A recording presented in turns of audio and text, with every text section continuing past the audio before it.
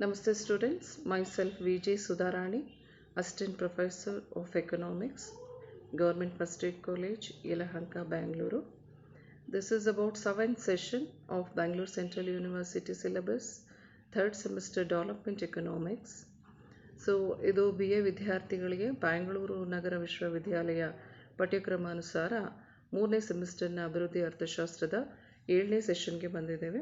So 7ನೇ ಸೆಷನ್ಗೆ ಹೋಗೋದಕ್ಕೆ ಮುಂಚೆ last session ಅಂದರೆ 6ನೇ ಸೆಷನ್ನಲ್ಲಿ ನಾವು ಏನನ್ನು ತಿಳ್ಕೊಂಡಿದ್ವಿ ಅದು ನಾವು ಈಗ ತಿಳ್ಕೊಳ್ಳೋಣ.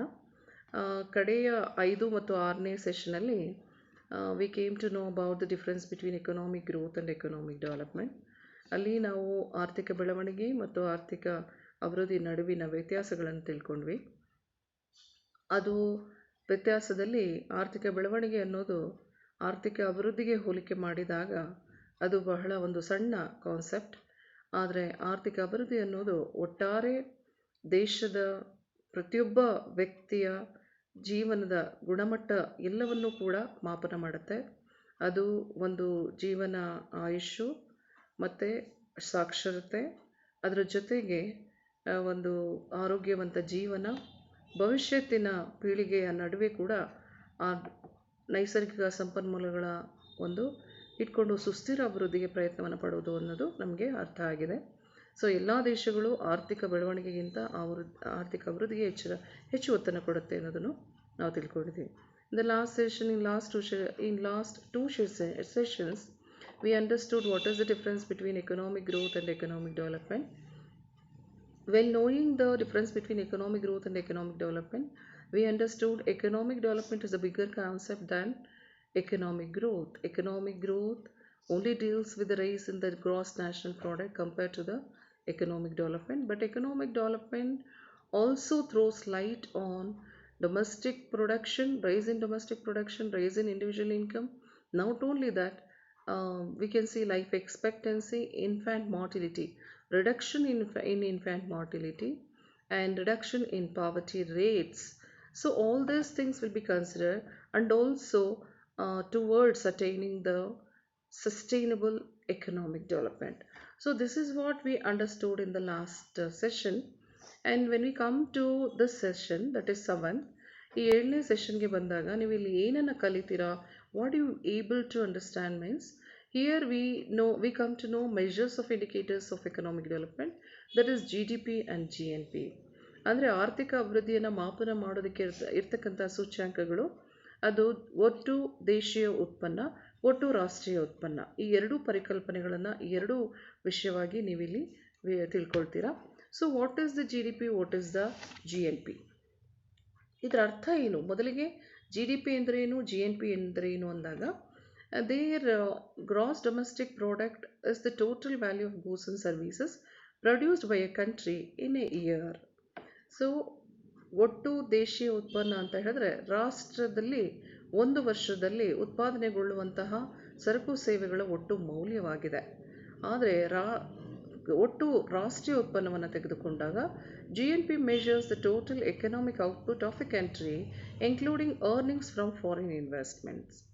ಸೊ ಇಲ್ಲಿ ನಾವು ದೇಶೀಯ ಒಟ್ಟು ಉತ್ಪನ್ನವನ್ನು ತೆಗೆದುಕೊಂಡಾಗ ಇಲ್ಲಿ ದೇಶದಲ್ಲಿ ಒಂದು ವರ್ಷದಲ್ಲಿ ಎಷ್ಟು ಒಟ್ಟು ಆರ್ಥಿಕ ಉತ್ಪನ್ನವಾಗುತ್ತೆ, ಜೊತೆಗೆ ವಿದೇಶಿ ಹೂಡಿಕೆಗಳಿಂದ ಕೂಡ ಬಂದಂತಹ ಆದಾಯವನ್ನು ಕೂಡ ಪರಿಗಣಿಸಲಾಗತ್ತೆ.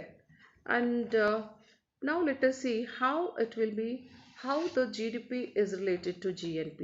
ಹೇಗೆ ಒಂದಕ್ಕೊಂದು ಸಂಬಂಧಿತವಾಗಿದೆ ಅಂತ ತೆಗೆದುಕೊಂಡಾಗ GDP is closely related to GNP, but there are difference between the two.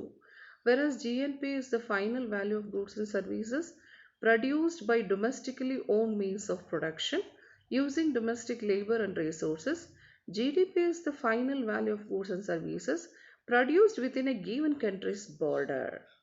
So both look same. So ಎರಡೂ ಕೂಡ ಅದು ಒಟ್ಟು ದೇಶೀಯ ಉತ್ಪನ್ನ, ಒಟ್ಟು ರಾಷ್ಟ್ರೀಯ ಉತ್ಪನ್ನವನ್ನು ತೆಗೆದುಕೊಂಡಾಗ ಒಟ್ಟು ದೇಶೀಯ ಉತ್ಪನ್ನದಲ್ಲಿ ದೇಶದ ಒಳಗಡೆ ಇರ್ತಕ್ಕಂತಹ ಸಂಪನ್ಮೂಲಗಳನ್ನು ಬಳಸಿಕೊಂಡು ನಾವು ಮಾಡುವಂತಹ ಉತ್ಪಾದನೆಯ ಒಟ್ಟು ಮೌಲ್ಯ, ಅದು ದೇಶದ ಒಳಗಡೆ ಇರ್ತಕ್ಕಂಥ ಉತ್ಪಾದನಾಂಗಗಳನ್ನು ಬಳಸಿಕೊಂಡು ನಾವು ಉತ್ಪಾದನೆ ಮಾಡಿದಂತಹ ಸರಕು ಮತ್ತು ಸೇವೆಗಳ ಒಟ್ಟು ಮೌಲ್ಯವಾಗಿರುತ್ತೆ.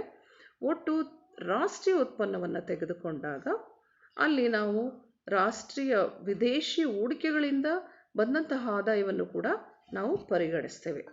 And next we can see that in still more clarification or still more explanation is like this. GNP is equal to C plus G plus I plus NX plus NFP. So what does that equation mean? ಈ ಸೂತ್ರ ಏನನ್ನ ಹೇಳುತ್ತೆ ಅಂತಂದಾಗ ಒಟ್ಟು ರಾಷ್ಟ್ರೀಯ ಉತ್ಪನ್ನ ಆ ದೇಶದ ಅನುಭೋಗ ಪ್ಲಸ್ ಸರ್ಕಾರಿ ಖರ್ಚುಗಳು ಅಥವಾ ಸರ್ಕಾರಿ ವೆಚ್ಚ ಪ್ಲಸ್ ಹೂಡಿಕೆ ಪ್ಲಸ್ ನಿವ್ವಳ ರಫ್ತು ಪ್ಲಸ್ ಒಟ್ಟು ಉತ್ಪನ್ನದ ಪಾವತಿಗಳು ಅಂತ ಹೇಳಿ. So here C stands for consumption, which is the actual consumption spending of the household sector. G means that is the goods and services, which are the largest component of government purchases. And next we can see investment spending, so which is to improve the ability to produce in the future. Then NX means net exports, component is equal to exports. Finally, net factor payments or the net amount of payments that an economy pays to foreigners for inputs used in producing goods and services. ಒಟ್ಟಾರೆಯಾಗಿ ಒಟ್ಟು ರಾಷ್ಟ್ರೀಯ ಉತ್ಪನ್ನವನ್ನು ತೆಗೆದುಕೊಂಡಾಗ ಪ್ರತಿಯೊಂದು ಕುಟುಂಬದಿಂದ ಆಗ್ತಕ್ಕಂತಹ ಒಟ್ಟು ಅನುಭೋಗ ಜೊತೆಗೆ ಸರ್ಕಾರಿ ವ್ಯವಸ್ಥೆಯಲ್ಲಿ ಆಗ್ತಕ್ಕಂತಹ ವೆಚ್ಚಗಳು, ಅದು ಸರ್ಕಾರಿ ಉದ್ಯೋಗಗಳಿಗೆ ಕೊಡತಕ್ಕಂತಹ ಒಂದು ಆದಾಯ ಮತ್ತು ರಾಷ್ಟ್ರೀಯ ರಕ್ಷಣೆಗೆ ಕೊಡ್ತಕ್ಕಂತಹ ಆದಾಯ ಅಥವಾ ರಾಜ್ಯ ಮತ್ತು ಸ್ಥಳೀಯ ಸರ್ಕಾರಗಳ ಒಂದು ವೆಚ್ಚ ಅಲ್ಲಿ ಸೇರಿಕೊಳ್ಳುತ್ತೆ. ಅದರ ಜೊತೆಗೆ ಹೂಡಿಕೆಗೆ ಇಟ್ಟಂತಹ ಹಣ ಅಥವಾ ಖರ್ಚಾದಂತಹ ಹಣ ಮತ್ತೆ ಒಟ್ಟು ರಫ್ತುಗಳು, ನಮ್ಮ ದೇಶದಿಂದ ಆಗ್ತಕ್ಕಂತಹ ವಾರ್ಷಿಕ ರಫ್ತುಗಳು, ಜೊತೆಗೆ ನಾವು ಇತರೆ ದೇಶಗಳಿಂದ ಆದಾನಗಳು ಅಂತ ಹೇಳಿದ್ರೆ ಉತ್ಪನ್ನಕ್ಕೆ ಬೇಕಾಗಿರುವಂತಹ ಕಚ್ಚಾ ವಸ್ತುಗಳೇನಾದರೂ ಪಡೆದುಕೊಂಡಿದ್ರೆ ಅದಕ್ಕೆ ಕಟ್ಟುವಂತಹ ಪಾವತಿ ಹಣ, ಇಷ್ಟನ್ನ ಒಟ್ಟುಗೂಡಿಸಿದಾಗ ಅದು ಒಟ್ಟು ರಾಷ್ಟ್ರೀಯ ಉತ್ಪನ್ನ ಅಂತ ಹೇಳಿ ತೆಗೆದುಕೊಳ್ತೇವೆ. ಈಗ ಒಟ್ಟು ದೇಶೀಯ ಉತ್ಪನ್ನವನ್ನು ತೆಗೆದುಕೊಂಡಾಗ GDP is an accurate indicator of the size of an economy, and the GDP growth rate is probably the single best indicator of economic growth. GDP can be calculated either through the expenditure approach or the sum total of what everyone in an economy spent over a particular period, or the income approach. So ಒಟ್ಟು ದೇಶೀಯ ಉತ್ಪನ್ನವನ್ನು ತೆಗೆದುಕೊಂಡಾಗ ಅದರ ಮೂಲಕ ನಾವು ರಾಷ್ಟ್ರದ ಆರ್ಥಿಕ ಅಭಿವೃದ್ಧಿ ಅಥವಾ ಬೆಳವಣಿಗೆಯನ್ನು ಬಹಳ ಸುಲಭವಾಗಿ ಮಾಪನ ಮಾಡ್ಬೋದು. ಅದು ದೇಶೀಯ ಉತ್ಪನ್ನ ನಾವು ಎರಡು ರೀತಿಯಲ್ಲಿ ನಾವು ಮಾಪನ ಮಾಡಲಿಕ್ಕೆ ಸಾಧ್ಯ ಇದೆ. ಒಂದು ವೆಚ್ಚ ವಿಧಾನ, ಇನ್ನೊಂದು ಆದಾಯದ ವಿಧಾನ. ಇಲ್ಲಿ ಸೂತ್ರವನ್ನು ತೆಗೆದುಕೊಂಡಾಗ GDP is equal to C plus I plus G plus X minus M ಅಂತ ಹೇಳ್ತೇವೆ. ಸೊ ಒಟ್ಟು ದೇಶೀಯ ಉತ್ಪನ್ನ ಯಾವುದಕ್ಕೆ ಸಮಾನವಾಗಿದೆ ಅಂತ ಹೇಳಿದ್ರೆ ಈ ದೇಶದ ಒಳಗಡೆ ಆಗತಕ್ಕಂತಹ ಅನುಭೋಗದ ವೆಚ್ಚ ಪ್ಲಸ್ ಇನ್ವೆಸ್ಟ್ಮೆಂಟ್ ಸ್ಪೆಂಡಿಂಗ್ ಅಥವಾ ಹೂಡಿಕೆಯ ವೆಚ್ಚ ಪ್ಲಸ್ ಸರ್ಕಾರಿ ವೆಚ್ಚಗಳು, ಅದರ ಜೊತೆಗೆ ಪ್ಲಸ್ ರಫ್ತುಗಳು. ಆ ರಫ್ತುಗಳು ಏನು ಅಂತ ಹೇಳಿದ್ರೆ ಮಾಡಿಕೊಂಡ ಆಮದುಗಳ ಪ್ರಮಾಣವನ್ನು ಕಳೆದಾಗ ಮಿಕ್ಕಂತಹ ರಫ್ತಿನ ಮೌಲ್ಯಕ್ಕೆ ಸಮನಾಗಿದೆ ಅಂತ ಹೇಳಿ.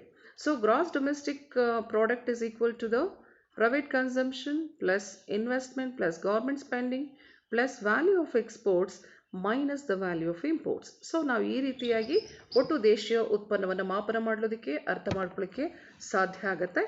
ಈ ಒಂದು ಸೆಷನ್ನಲ್ಲಿ ನಾವು ಒಟ್ಟು ರಾಷ್ಟ್ರೀಯ ಉತ್ಪನ್ನ ಮತ್ತು ಒಟ್ಟು ದೇಶೀಯ ಉತ್ಪನ್ನವನ್ನು ತಿಳ್ಕೊಳ್ತಾ ಇದ್ವಿ.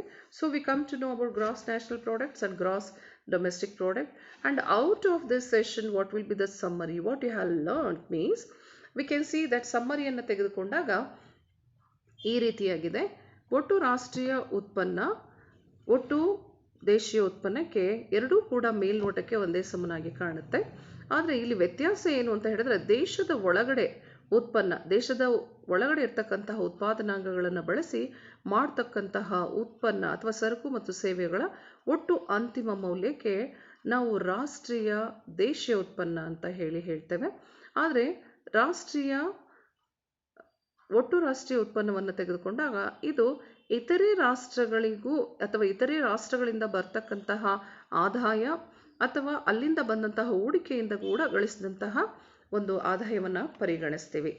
ಆ್ಯಂಡ್ ಈ ಒಂದು ಸೆಷನ್ಗೆ study material is prepared from referring to we can see that M L. Jhingan, Kindleberger, Agarwal, R C. ಕನ್ನಡದವರಿಗೆ ಆ್ಯಸ್ ಯೂಶುವಲ್ HRK ಅಭಿವೃದ್ಧಿ ಅರ್ಥಶಾಸ್ತ್ರದ ಪುಸ್ತಕವನ್ನು ನೀವು ರೆಫರ್ ಮಾಡ್ಬೋದು. And when we take up the MCQs ಅನ್ನು ತೆಗೆದುಕೊಂಡ 1 ಅಂಕಗಳ ಪ್ರಶ್ನೆಯನ್ನು ತೆಗೆದುಕೊಂಡಾಗ the best indicator of economic growth is, the answer will be GDP. ಒಟ್ಟು ದೇಶೀಯ ಉತ್ಪನ್ನದಿಂದ ನಾವು ಆರ್ಥಿಕ ಬೆಳವಣಿಗೆಯನ್ನು ಮಾಪನ ಮಾಡ್ಬೋದು. ಮತ್ತು ಇನ್ನೊಂದು, ನೀವು GNPಯನ್ನು ಎಕ್ಸ್ಪ್ಯಾಂಡ್ ಮಾಡಿ ವಿಸ್ತರಿಸಿ ಅಂತ ಹೇಳಿದ್ರೆ we can see that it is GNP means gross national product. So the second one will be the answer. So this is about the GNP and GDP. So thank you.